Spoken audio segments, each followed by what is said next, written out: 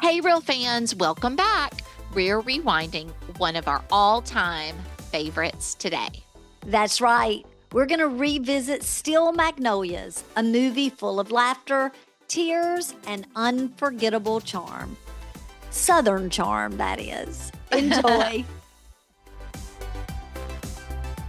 I'm Amanda. And I'm Missy, and this is Real Sisters Rewind. Join us as we go back to the 80s. Welcome to Real Sisters Rewind, back to the 80s, a podcast for people who love movies and wish they were as good now as they were back then. If this is your first time joining us, we are sisters who love great films and think some of the very best are from the 80s decade. We are rewatching and reliving some of our best movie memories. I'm Amanda. And I'm Missy. And if you're enjoying this podcast, please give Real Sisters Rewind a 5-star rating on your podcast app and subscribe and review to help new people find the show, right? We're going to send out Real Sisters stickers. That's hard to say, Amanda, for 5-star reviews. So if you're leaving us a thumbs up type of review, take a screenshot and email us at hello@realsistersrewind.com so that we can make sure to get you one of our new cool stickers. That's right. Thanks, Missy. Today, we're talking about the heartfelt and emotional movie, Steel Magnolias. This film is a beautiful portrayal of friendship, strength, and resilience among a group of Southern women. But before we dive into the story, let's set the scene and go back in time with what was happening in the world when this movie was released and some fascinating facts about this iconic film. Okay, Amanda, before we get into what was going on in the world, do you remember what you were doing when Steel Magnolias came out? And I'll tell you, it was November 15th, 1989 that it came out. Well, in November, we would have been looking forward to Thanksgiving, obviously. But I don't remember what I was doing exactly, but I do remember seeing this movie in theaters. I know it was with Mom. And I'm guessing probably you, I feel like it was something we would have all seen together. And I really remember going to the movies to see it. And speaking of seeing it in the movies, I'm sure we had popcorn, and I had popcorn again watching it. How did you have your popcorn? So this time I did popcorn with ranch. And just so our real fans know, my popcorn is always buttered popcorn. So it was buttered popcorn. Okay. And when I say ranch, not salad dressing, ranch like seasoning packet. Yes. Okay. So I had popcorn when I watched it this time as well. I had popcorn when I watched it the first time in theaters. I can't wait to tell you about that. But I had ranch and paprika. Smoked paprika mixed with that ranch is so good. And no, this is not a commercial for ranch or paprika. It's just the way we like our popcorn, but it could be. No, I'm just teasing. Okay, so Amanda, in November 15th of 1989, I can tell you I was in love. I was in love with Chris Washam, and I was thinking that someday soon he was going to be proposing to me.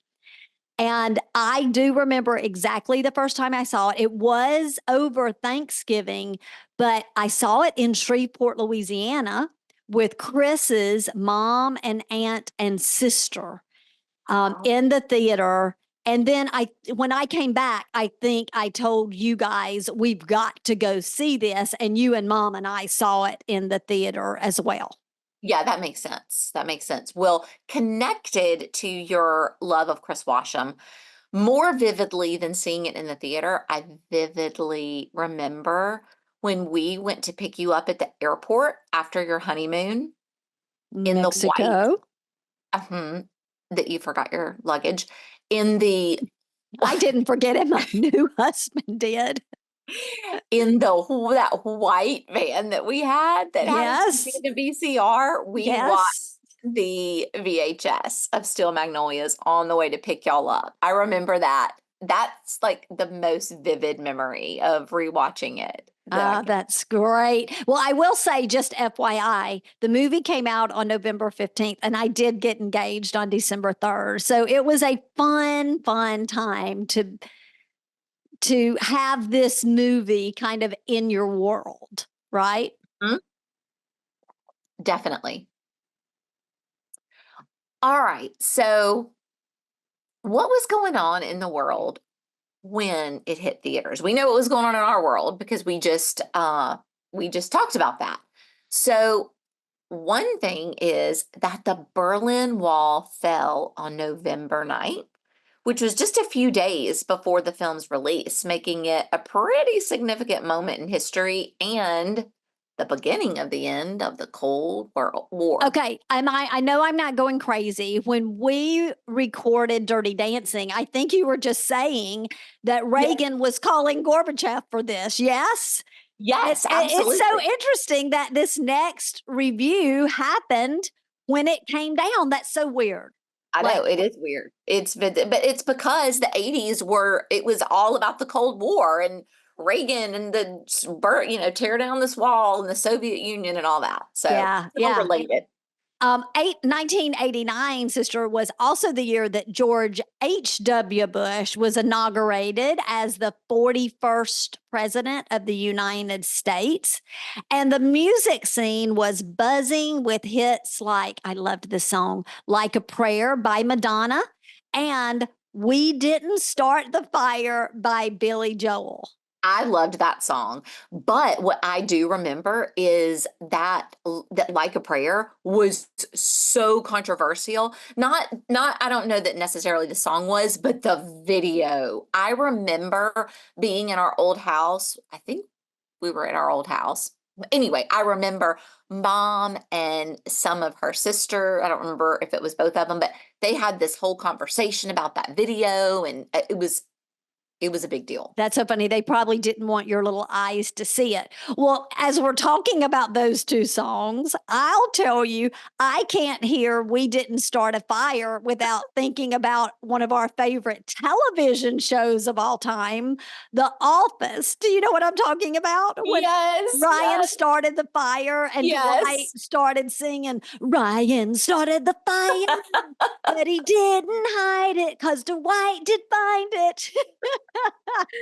Yes, I do her. It's Oh hysterical. my gosh. Oh, that is so funny. Well, on the tech front, get ready for this. Buckle up, Buttercup. The World Wide Web Oh my was gosh. invented, and it was invented by Tim Berners-Lee, and that was setting the stage for the internet age that we are living in now. And actually, now that I'm thinking about it, that's a lot earlier than I realized that the World Wide Web was coming on the scene. Yeah, I definitely don't remember talking about the World Wide Web at that point. But boy, did it change our lives. Look at the difference of the, late 80s into the 90s and now, of course, into the 2000s with what we're able to do on a phone. On a phone from a car, I can be on a video conference and it's crazy. Yeah, and I have a lot of mixed feelings about it. I'm like, if we could not have it, would we be better? I don't know. I don't know. Okay, well, let's get to some fascinating facts about Steel Magnolias. And I Yes, there's have a to lot. say, there are, and I'm shocked by the amount of people. So I don't think it's a fascinating fact, but if you don't know it, perhaps you do. But there are a lot of people who don't know, Amanda, that this is based on a true story. I know. I know. And it's just, I don't know, it makes it such a more touch it makes it all the more touching to me when you know it's Yes. based on a true story, even though it's great regardless.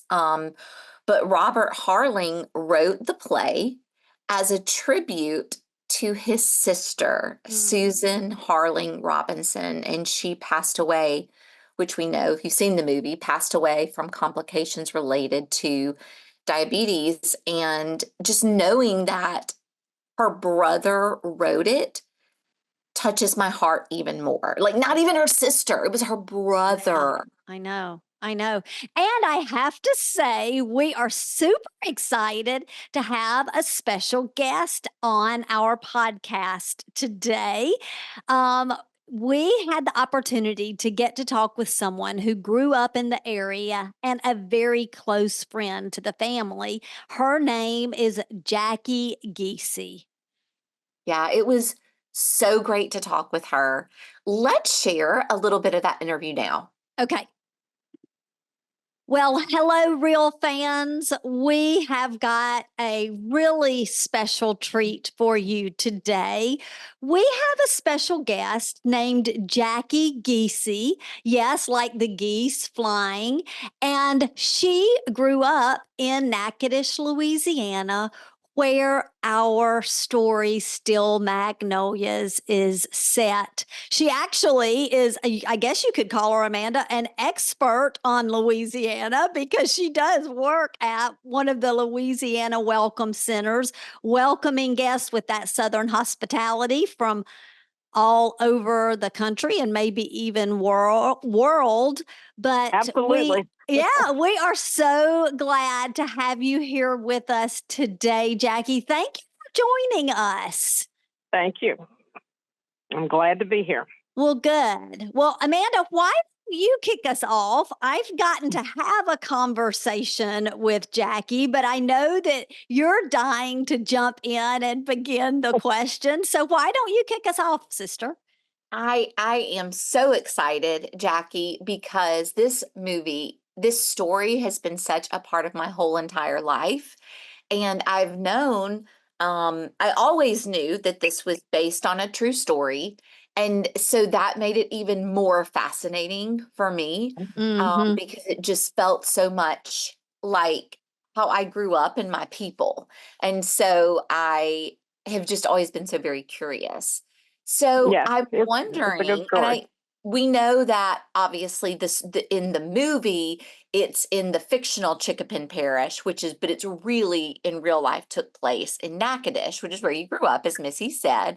And so could you tell us a little bit about what it was like growing up in Natchitoches and how you came to know the family that Steel Magnolias is actually based on?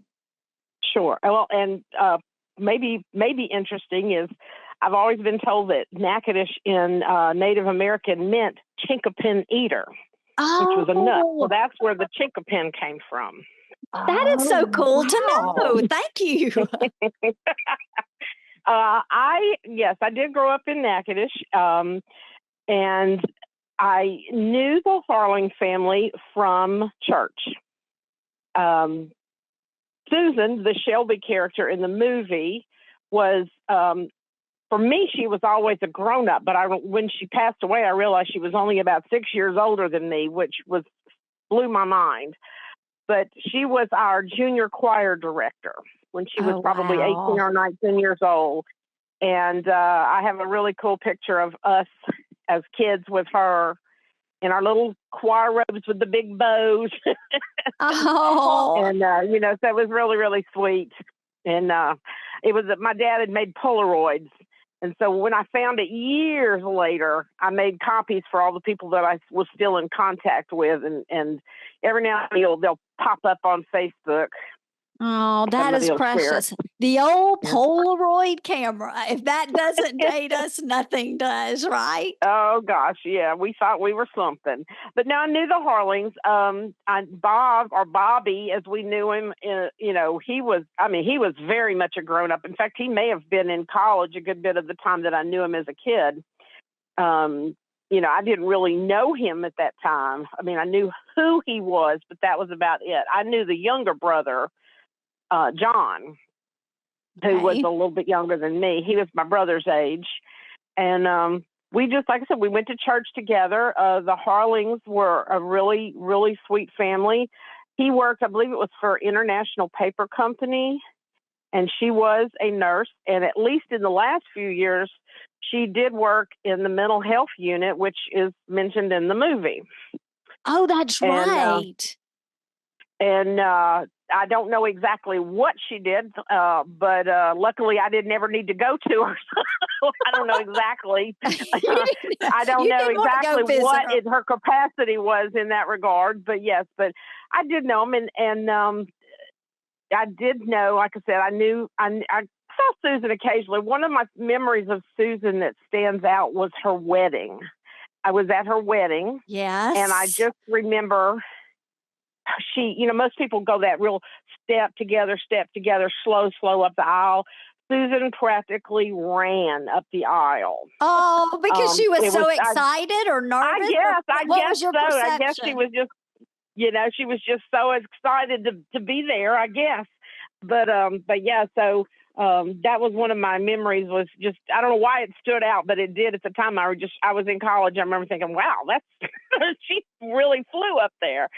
But that is so funny. I have to ask you, Jackie, were her colors blush and bashful? That does not. I don't remember that being. It certainly was not a sanctuary bathed in pink. I can tell you that.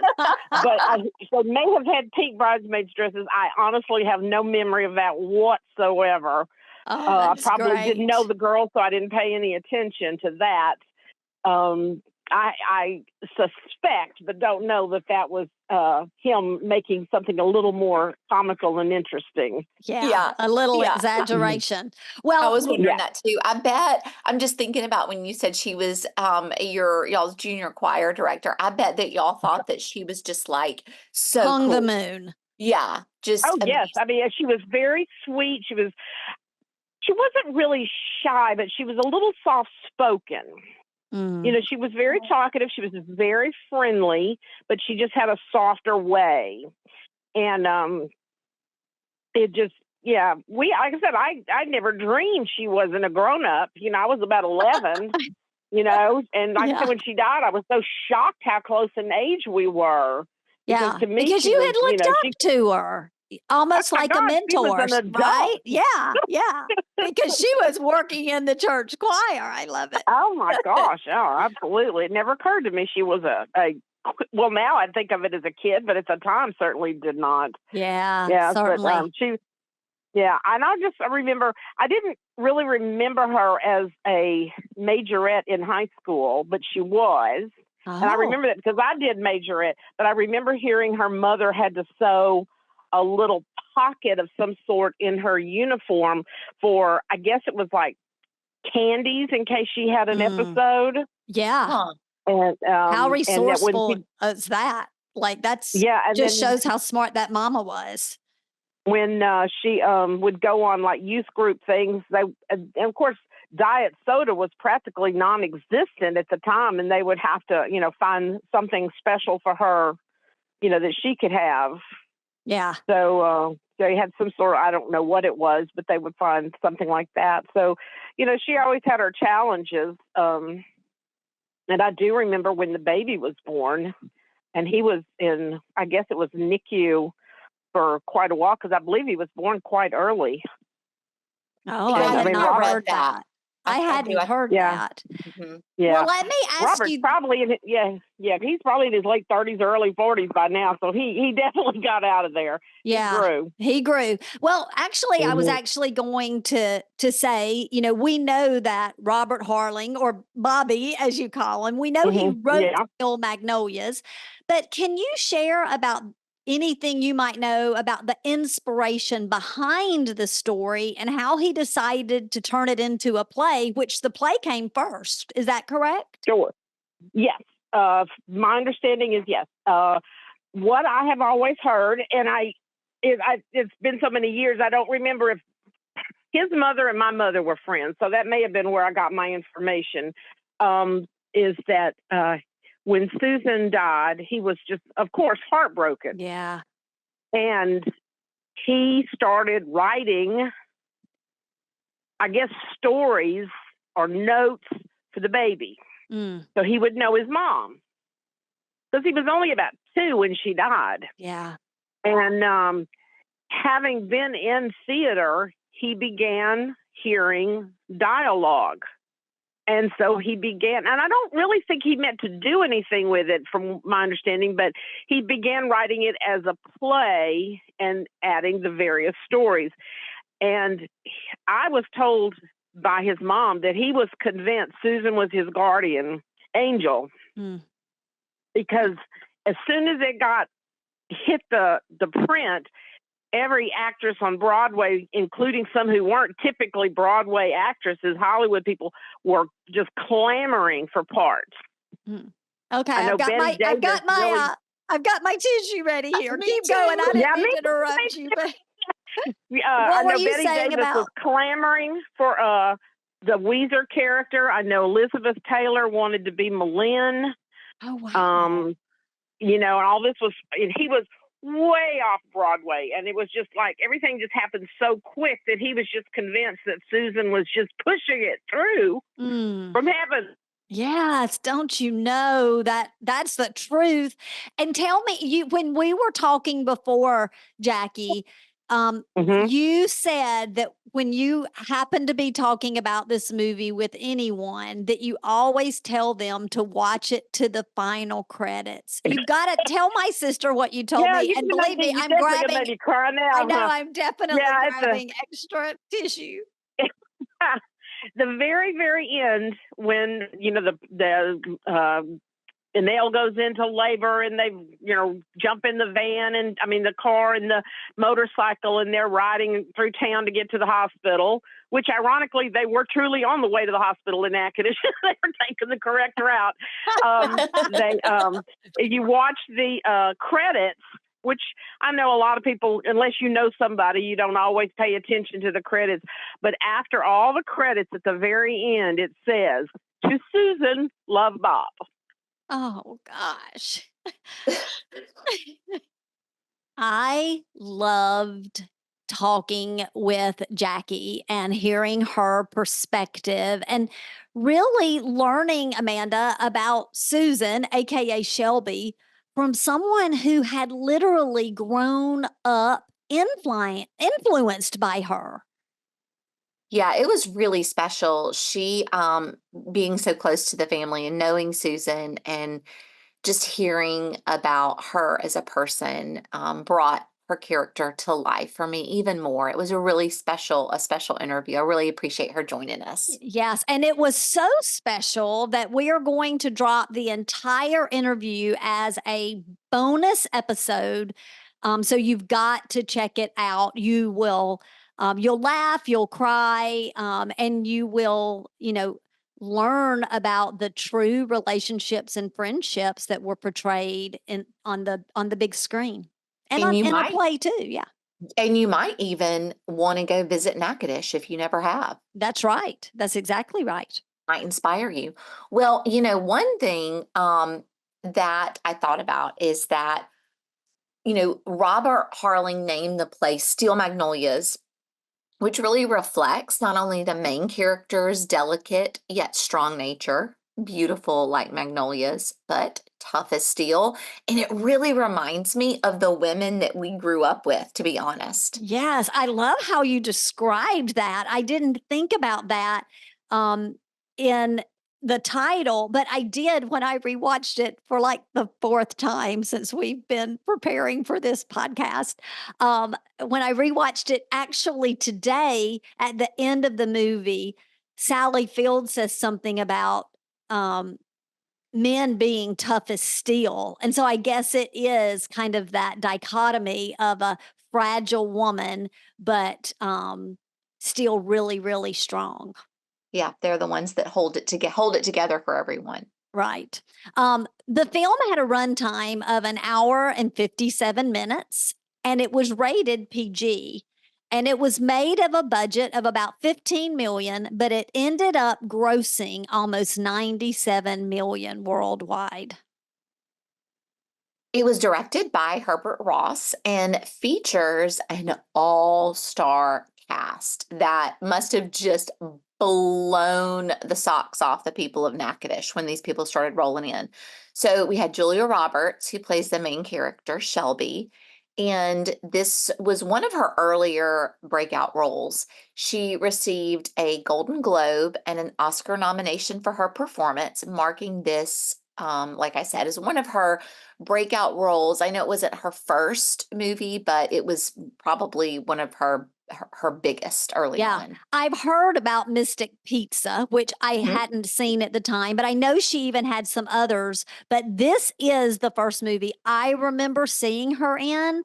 And I have to tell you, Amanda, I fell in love with her then, and I still love her today. I love me some Julia Roberts.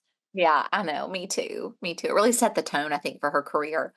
But one thing I wanted to say as we were talking about Herbert Ross is that I read that he was especially critical of Oh, yeah, of these women. He was a really tough director. Like it was a tough, mm. um, he was really tough on them. And that they had a bit of a rocky relationship with him.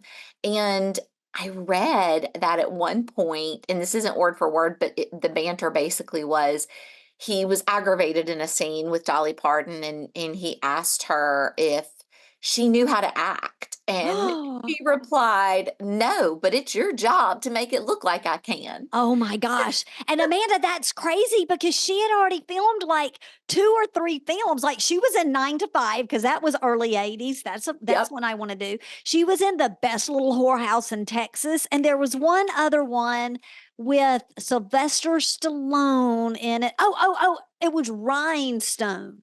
And all those movies, she got very positive reviews. Yeah. Well, I think he was hard on all of them. Oh, But gotcha. I think the funny thing about that comment, that banter between the two of them, is I can just see her saying that. Well, Oh no, yeah. but that's what you're supposed to. That's what you're here for. That's right.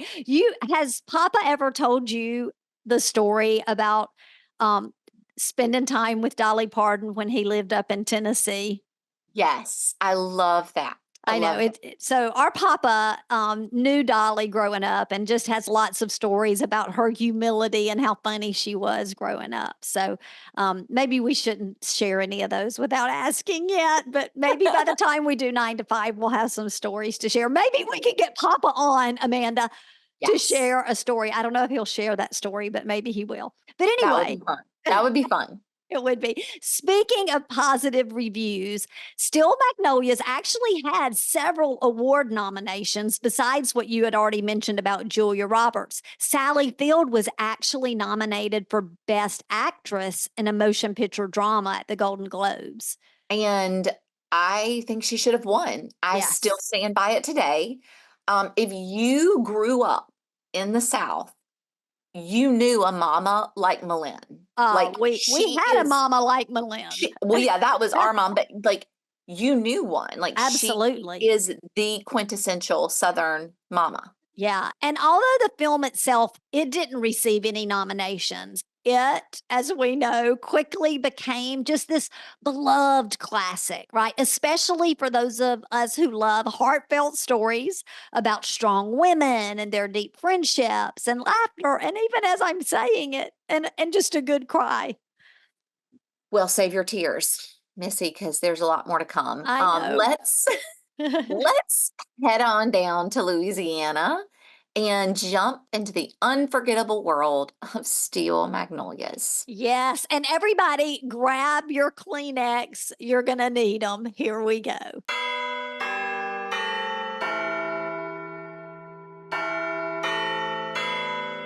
Steel Magnolias is set in the fictional area of Chickapin Parish, Louisiana. For those of you who don't know, Louisiana has parishes, not counties, although it's the same thing. We call them parishes, so Chickapin Parish. And it is actually set in the town of Natchitoches, Louisiana. That was So that's actually filmed there. yeah, and it was actually filmed there, and that's where the family actually is from in real life. Yeah. And as we've mentioned, it revolves around a close-knit group of women who regularly gather at Truvy's Beauty Spot, which is a locally owned beauty salon. And that just reminds me more of like what I just said. If you grew up in the South, you knew a Malin.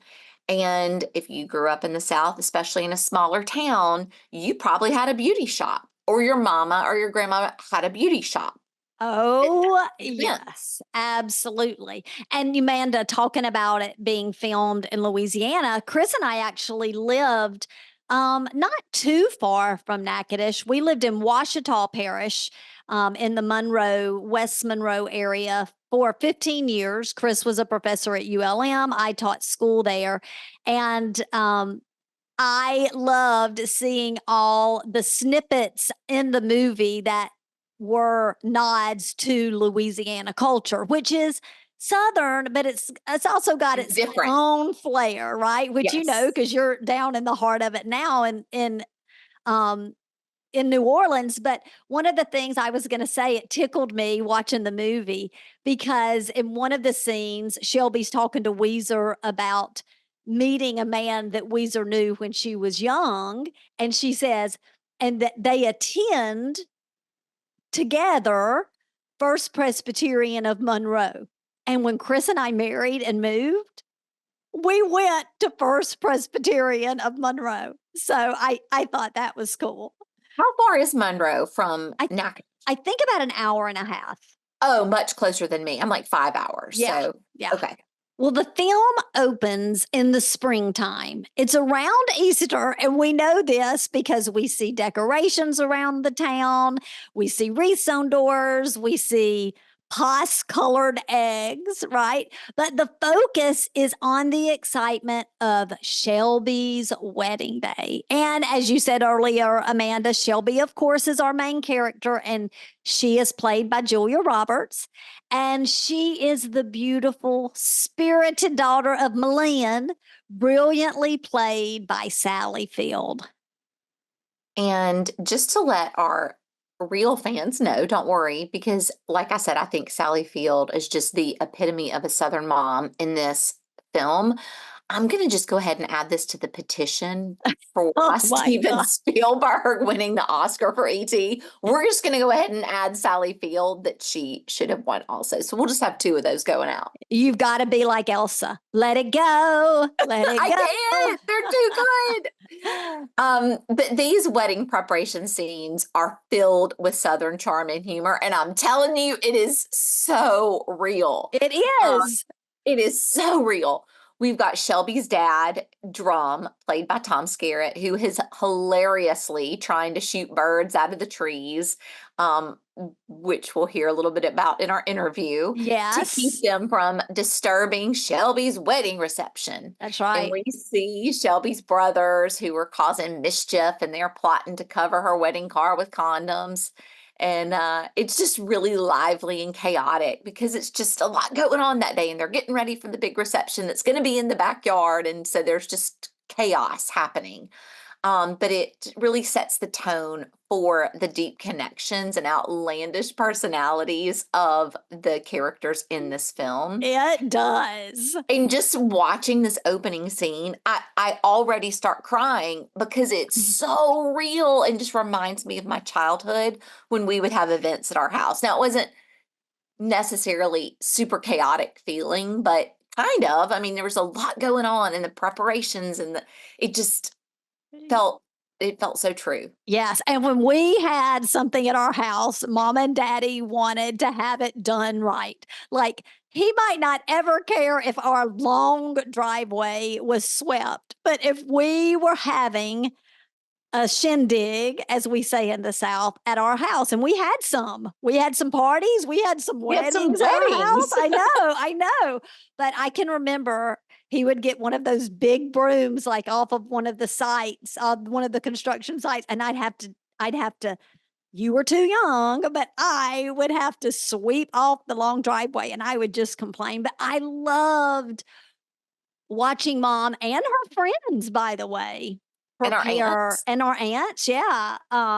Which I guess I was just kind of clumping them in as friends, watching them prepare and take such pride and the hustle and bustle of it all. And I'm tearing up. I'm tearing up too. I know. It's so, I mean, it's so true. One of the key moments in the film is when Jackson, who's Shelby's fiance, and he's played by Dylan McDermott. He sneaks into her bedroom while she's in the bath. And they have a sweet conversation where Shelby admits that she considered not marrying him because of her health concerns and the possibility of not being able to have children. And it's in that moment, Amanda, and unless I missed it somewhere all the times I've watched it, but it's in that moment we really see them setting the stage for the issues that Shelby's going to have with her health. Yes, but if it's your first time seeing it, you know that there's something, but we don't know what it is yet. Yes, Okay, that's and I true. just have to go back to one thing really quickly here. You said you were talking about Dylan McDermott. I still can't ever decide if I like him in this movie or not. Like if I like him or I don't like him. It's Yeah. really, I never have been able to grasp it. Yeah. Well, let's just err on the favor of Southern kindness and say we like him for now. I'll tell you as we go through it what my little red flags are. Okay. All right. All right. Well, Shelby and Malin head out for their wedding glam session at Trudy's beauty spot. Is this just a Southern thing, like getting glam before a wedding? Or I know it's not now, but I do kind of think it might have been back in the day. Maybe. I mean, definitely not now, but I don't know, maybe.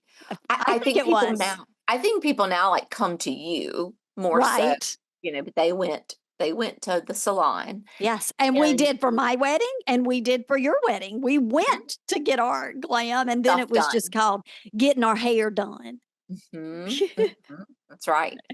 Well, Truvy is played by Dolly Parton, and she runs the salon, which is hers, with warmth and humor, and she's perfection. Amazing performance by Dolly Parton. I don't care what the director said. Exactly.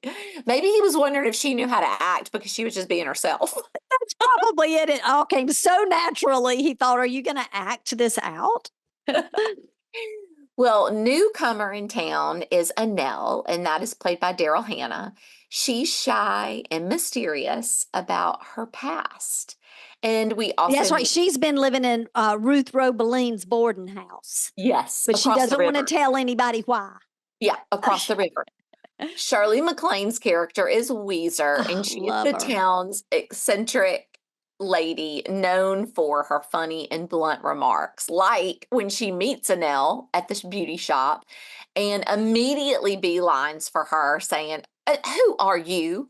I know everyone in this town. And Annelle is just like mortified, you can tell. Yes. And Olympia Dukakis, who plays the wise, wealthy, and classy Clary. Yes. Amanda, the salon scenes are really an important part throughout the entire film because it's there at their special place. I'm tearing up again.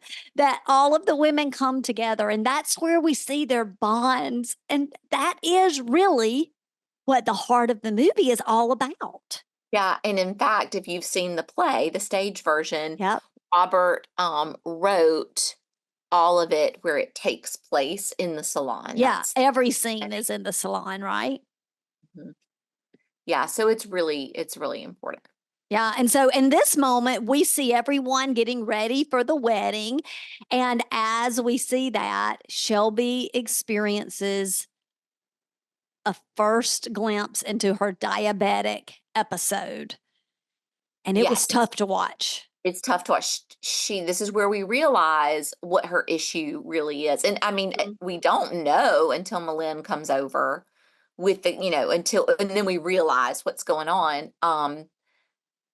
But this whole scene is really stunning, and the chemistry of everyone in the scene, but especially Malin and Shelby.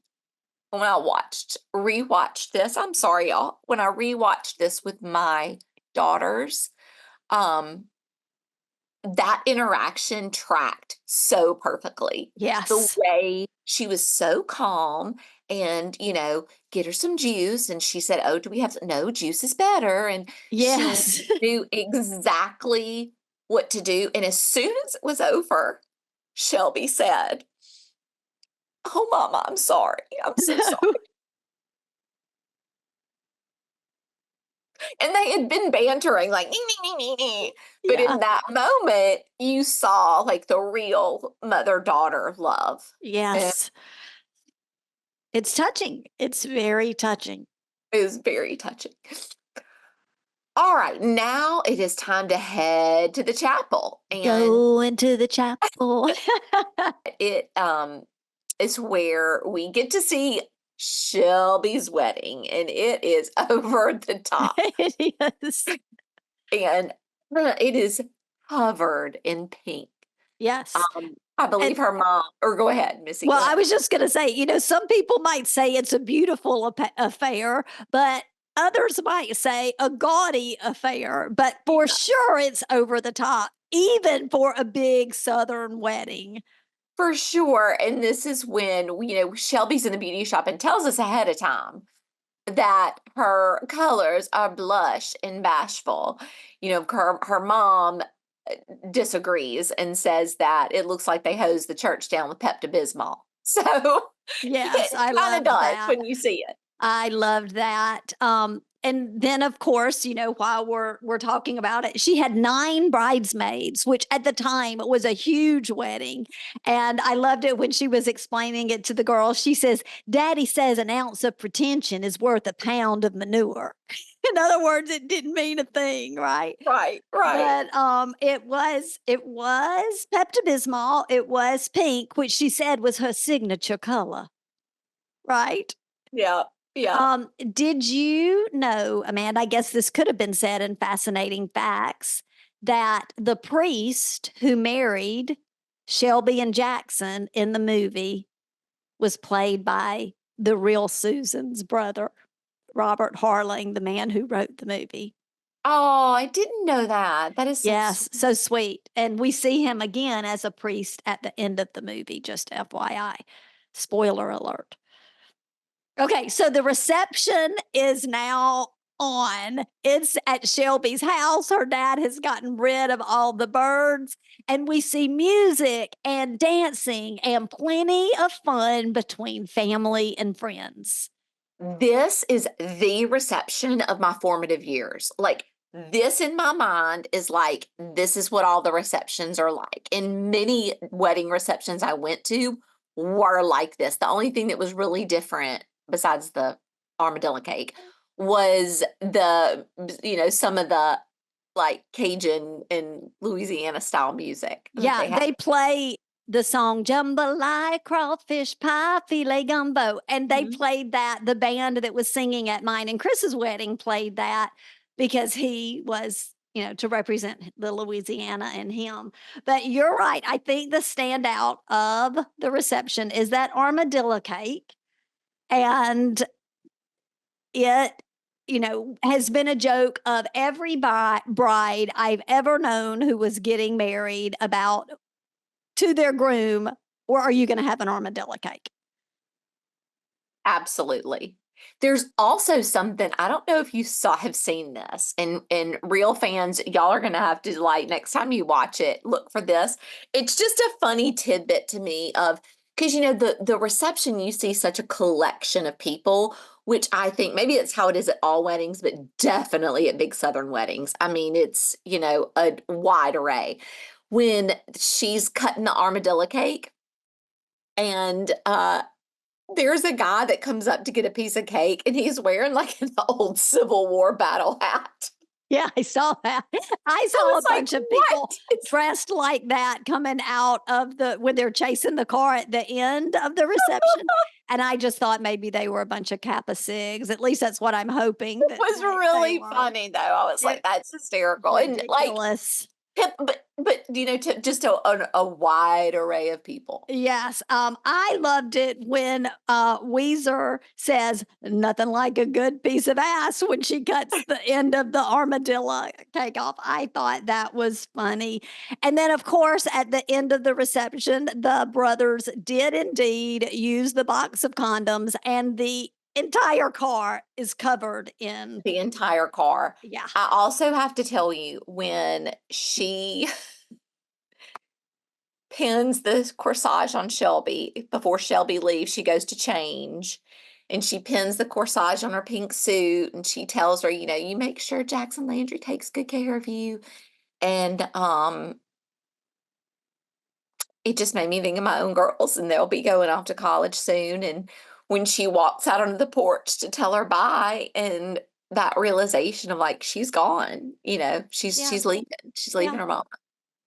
Sidebar. I'm really glad that this is a podcast because I am in such biting and ugly cry that I am so thrilled that there is no video for I our time know. together. Oh, it's not a pretty cry. But the movie, then you've had the wedding, you've told them goodbye. Shelby leaves in her beautiful pink suit. The movie, then it transitions to Christmas time, right? And they are at the famous, if you're from that area, the famous Natchitoches Festival of Lights, but there they just call it Festival of Lights. It is a beautiful scene. It shows all the festivity in the air, and it's you can tell like Shelby's come home and she's glad to be there.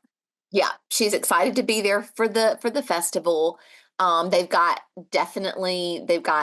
Louisiana food. I think they've got crawfish, I think she's I think serving it's up. shrimp.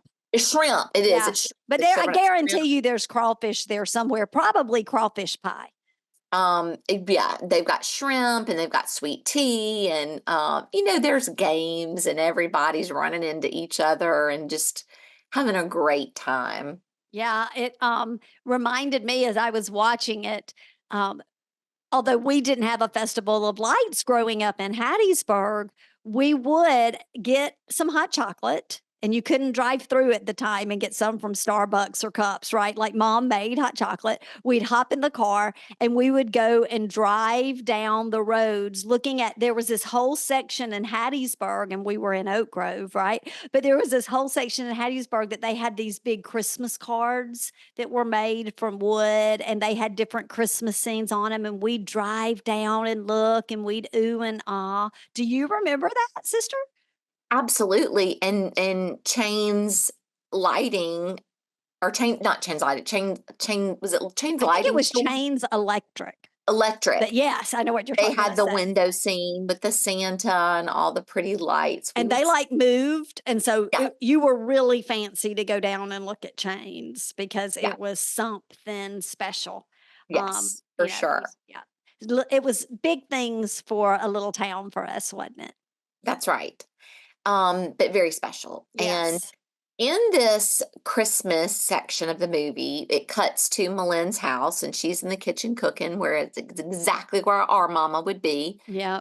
And Shelby is sitting at the bar talking to her mama, and she announces, surprisingly to her mother, that she's pregnant. And this joyous news that you would typically just be over the moon about is met with some pretty mixed emotions. To say the least. Yeah, especially, from her mom, who is worried about the health risks for Shelby. And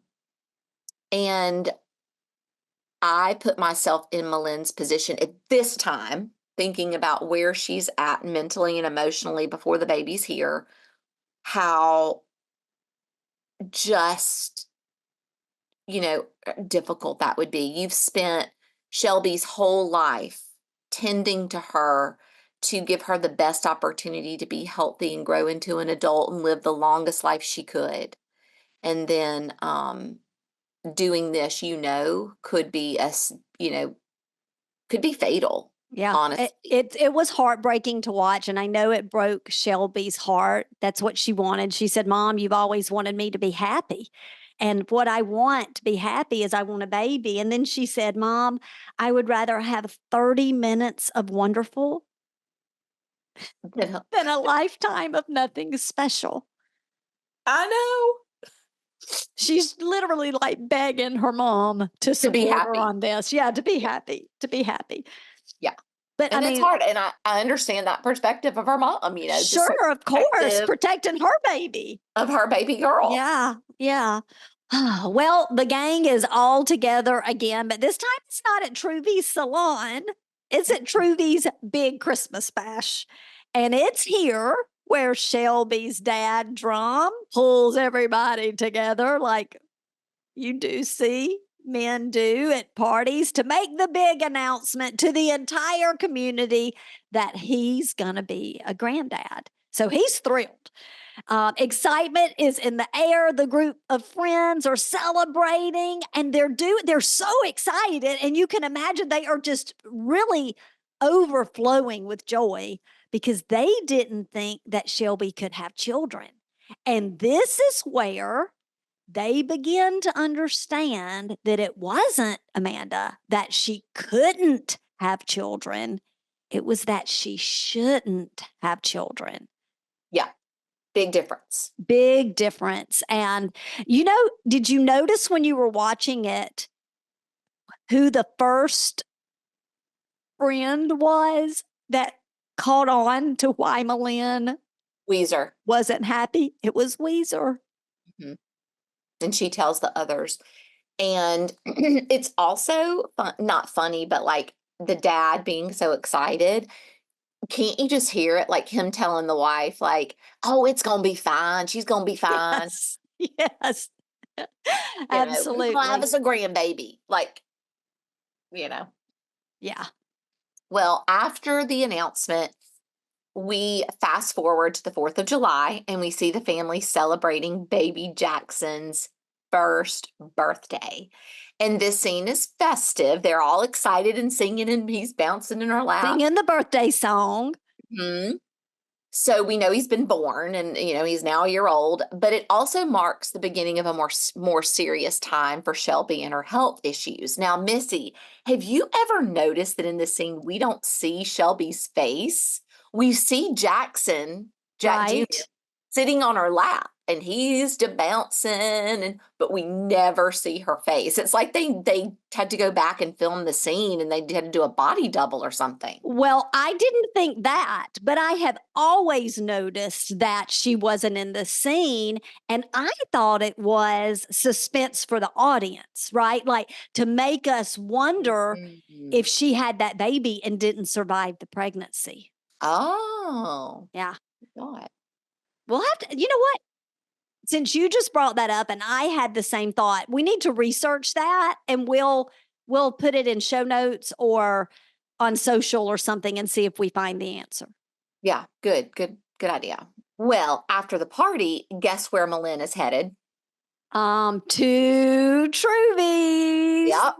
But guess what? Shelby is going along with her too. She says she wants what she calls a simple haircut.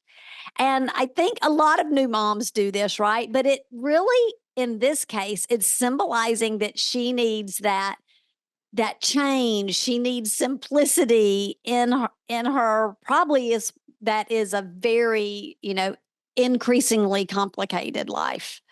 Yeah, for sure. I want to talk about this part for just a moment because this part of the movie was really pivotal for me. I think that it symbolizes for the audience this real turning point in their mother-daughter relationship.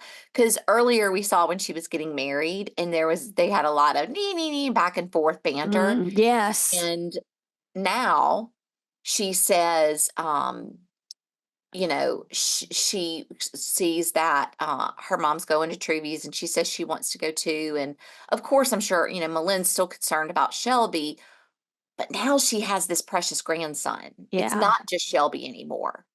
And you see Shelby's heart soften towards her mama. And I think it's because she knows now what it's like to love a child the way her mama loves her. And it stands out to me when they're walking and Shelby, like I said, she says, well, I think I'm going to go too. I'm just going to get it cut. I'm going to get it cut off. And instead, and then this is where you see Malin, her heart has softened towards Shelby now. Yes. Understanding she's going through so much because she's got this precious baby and she's dealing with her diabetes. She says, instead of, which would be the predictable, no, your hair is beautiful. She says, well, I just think that's a great idea. Yeah. Whereas before it would have been Been like, Shelby, don't you cut off that beautiful hair.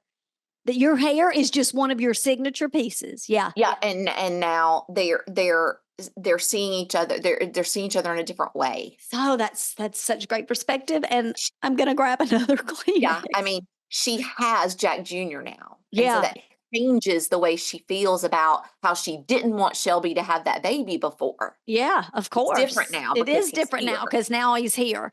Okay, so I just want to pause for a little comic relief here to tell you a story about a haircut that I begged my mom for, and she did say no.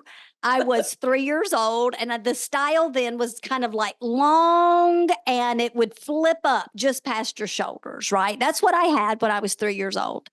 And all of a sudden, the popular haircut was a really short pixie haircut. So it was short, really short, and then looked like a lawnmower had been run over your head. And I begged mom, and I begged mom, and I begged mom, and I begged mom. And finally, she said, fine. She took me to the salon. The woman did not have me facing the mirror, and she turned me around, and I looked in the mirror at that jacked up haircut, and I burst into tears, and I still remember it today. And Amanda, every time I looked in the mirror for like 3 and 4 days, I would start just sobbing. I bet it was a lot easier to take care of than that. Yeah, but hair. I bet when mom looked at me, she was wishing she had not said yes to that. But I have to say, they could have gotten a better wig for Julia Roberts for the haircut, because it was bad. If I had looked at that, I would have cried. And she almost did in the movie when she looked at it. But her mom reassured her, which I'm sure mom reassured me and my 4-year-old self. Yeah. And this is where we have the visit where the two go all out and they're going to get manicures after the haircut, Missy. That's right. They're like, we're getting our nails done too. Yep. And which wasn't common in those days. No, definitely not like it is now. It was a big deal. Mm-hmm. And they get their manicures. And this is when we have the announcement that Malin is going to donate a kidney for Shelby. When she says that, and she and Shelby are saying it very like nonchalantly, you can feel the friends' concern, like it's palpable, right? Everyone is worried. Well, and it's a lot more serious. I mean, I think even since then, medical advances have come so far. Not that it's not serious now, but even more serious than now. True. To have a kidney transplant like that. And again, this is connected to me to that part I was just talking about where we see the mother-daughter relationship has strengthened, because this is going back to what you said, Missy, about her haircut being awful. But when she looks in the mirror and her hair is awful and she tears up, her mama looks at her and says, well, I think it's just precious. Yeah. And then she turns back around to go check on Jack Jr. And just, she was gonna be supportive. Like they were gonna support each other. Yes. And then we see the family together for game night. It's Shelby and her mom and dad and Jackson Jr. and the brothers, and they're playing a game. They're coming together before the transplant surgery, and they're laughing, and it's just so sweet. Because don't you know, Amanda, they're like trying to like downplay the seriousness of what's going on and just connect and be a family. I just think it's precious. And you know what is so interesting? When we found out Shelby was pregnant, Dad announces it. He's so excited. Malin is devastated. Now they're playing the card games and they're making these jokes. They're joking about the child. I'll borrow a kidney.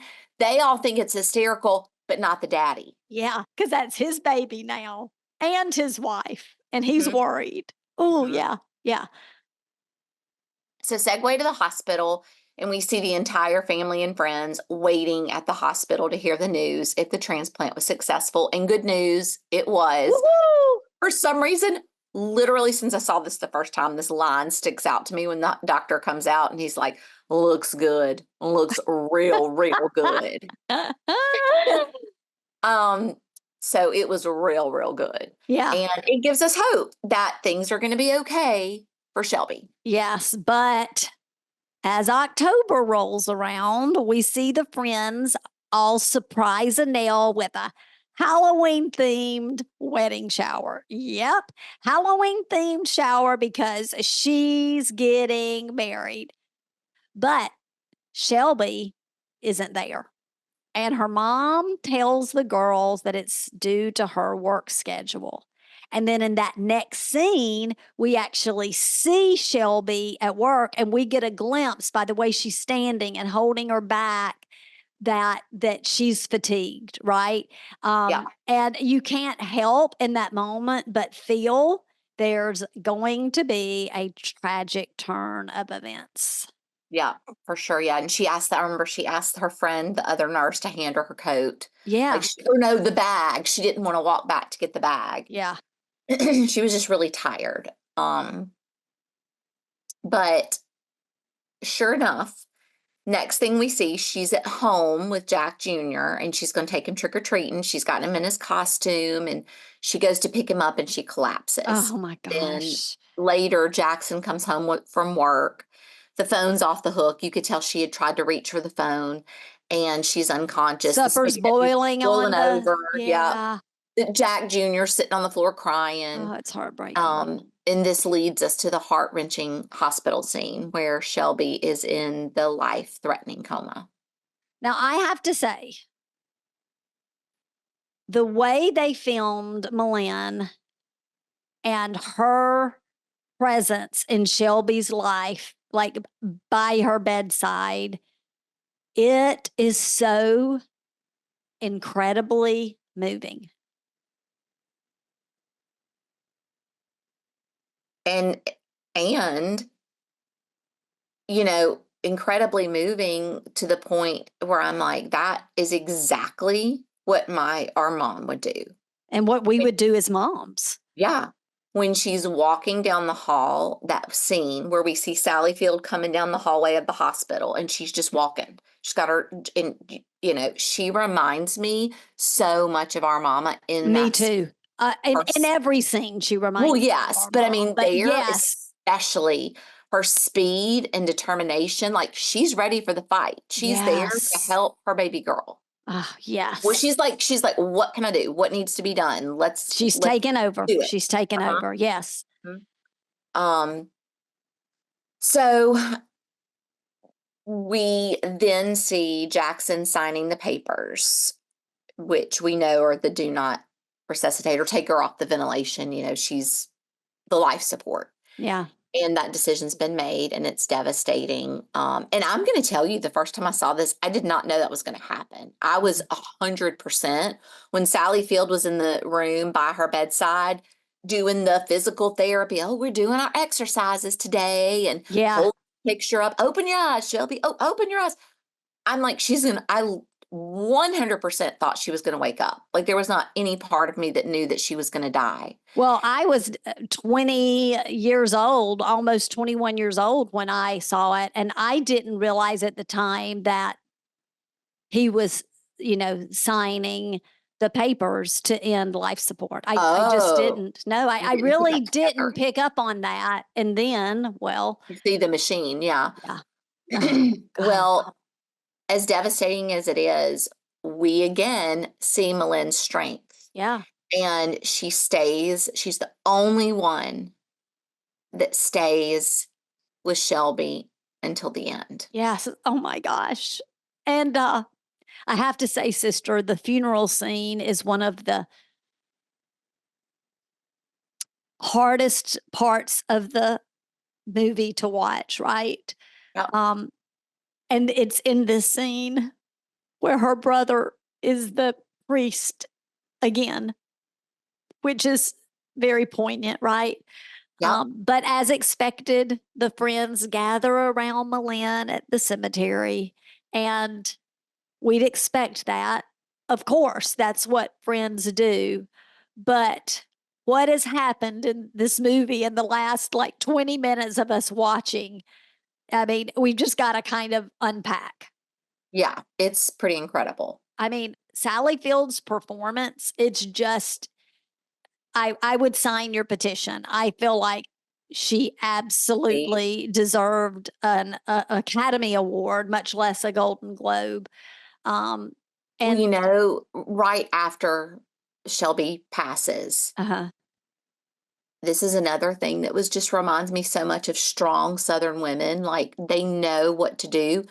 She walks in to where they're all the brothers and the daughters are Yes, sitting, and she yes, says, "Well, we need to call so and whatever the funeral home is, and we're Jackson. You're going to need to go get Shelby's suit." Da, da, da, da. I mean, yes.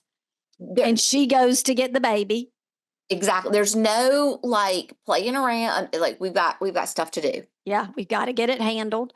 We We've got got to it get it handled. together. And even at the funeral, as her friends are loving on her, and they're, speaking into her, she's like, you know, I got, I got to go. I got, Yeah, she's like ready to walk and get out of that situation and move on. Um, but those moments there are something else. yeah. It's Um, just all of them as a ensemble. and it's, she had Powerful. said that like, okay, let's go, and then all of a sudden they're like, Milan, and then she loses it. She loses She it. She stops starts for a with the minute. why, oh, why, oh, why. She's talks about how she could run from there to Texas, but Shelby can't, never could. And will the baby ever know how wonderful its mother is? And right. And I mean, I'm literally a basket case watching this every single time. And then in the midst of all of that heartbreak, we see Clary grab Weezer when Malin says, I just want to hit something. Clary volunteers Weezer. Yeah, hit Weezer. Ah, there is nothing like laughter through tears. And actually, Dolly Parton says that in the movie. She says that's her favorite emotion. Yeah, it's special. And to think her brother wrote this I about these know. women. I know. He's intuitive is all I can say. Yeah, That he can write that raw of a script about how women really would truly react, yeah, the things that might be said. But yeah. he probably witnessed a lot of it. That's what I was going to say. To Yeah. me, it says how impactful they were on his life. Yes. Yeah. Well, and how he saw how impactful they were in his mom and sister's lives. True. True. Um, so it's here back at the house with their closest friends and family, where Annelle expresses her desire to name the baby after Shelby. Boy or girl. She says either one. They'll name it Yep. Shelby. And Malin says, well, Shelby would be tickled pink. And she just pushing Jack Jr. on the swing. Yep. And she says, I think she says something there like, that's the way it's supposed to be. Life goes on. That's right. That's right.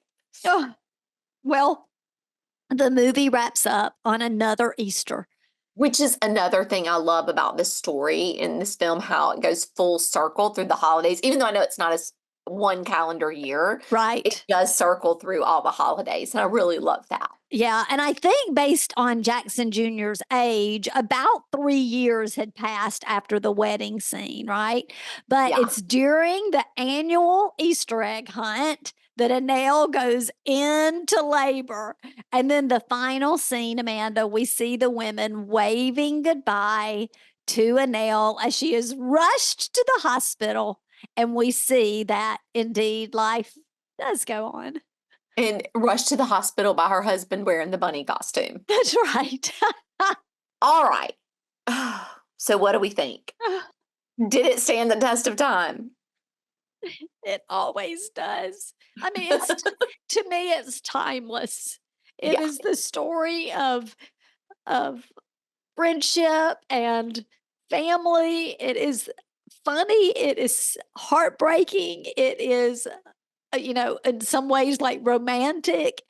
It to me, I know I said Dirty Dancing was my favorite from the 80s, but this has to be it. I have to change. Can I change, sister? You can change. Okay, so this is my favorite.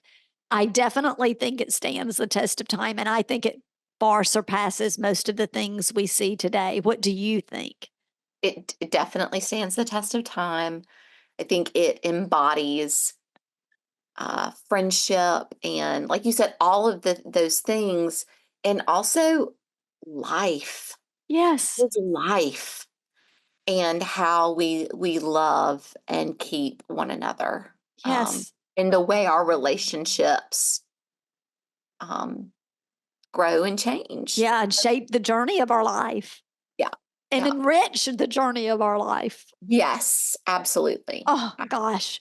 Well, if you are listening and you have not seen this or you haven't seen it in a long time, run. Do not walk, run to see Steel Magnolias or to see it again.